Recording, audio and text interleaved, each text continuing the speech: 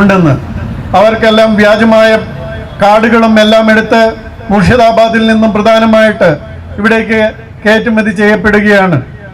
ബംഗ്ലാദേശിൽ ഇപ്പോൾ സംഭവിക്കുന്നത് എന്താണെന്ന് വെച്ചാൽ, ഇപ്പോൾ ബംഗ്ലാദേശിൽ സംഭവിക്കുന്നത് ഭാരതത്തിലും സംഭവിക്കാമെന്ന് കോൺഗ്രസ് നേതാവായ സൽമാൻ ഖുർഷിദ് പറഞ്ഞതുകൂടി നമ്മൾ കേട്ടതാണ്. അതായത് അവിടെ ഇലക്ഷൻ നടന്നപ്പോൾ അവിടുത്തെ പ്രതിപക്ഷ പാർട്ടിയായ BNP ഖാലിദ സിയയുടെ പാർട്ടി അവിടെ ഇലക്ഷന് നിന്നില്ല. അവിടെ ഷെയ്ഖ് ഹസീന തന്നെ വീണ്ടും വിജയിച്ചു. അങ്ങനെ 18 കോടി വരുന്ന ബംഗ്ലാദേശികളുടെ പ്രതിനിധിയായി ഷെയ്ഖ് ഹസീന പ്രധാനമന്ത്രിയായി. എന്നാൽ ഷെയ്ഖ് ഹസീന പ്രധാനമന്ത്രിയായതിനു ശേഷം ഡീപ് സ്റ്റേറ്റ്, അമേരിക്കൻ ഡീപ് സ്റ്റേറ്റിന്റെ സഹായത്തോടു കൂടി അവിടെ ബംഗ്ലാദേശിലെ ജമാഅത്തെ ഇസ്ലാമിയും മറ്റ് ഭീകര പ്രസ്ഥാനങ്ങളും കുറേയധികം വിദ്യാർത്ഥികളെ റോഡിലേക്ക് ഇറക്കുകയും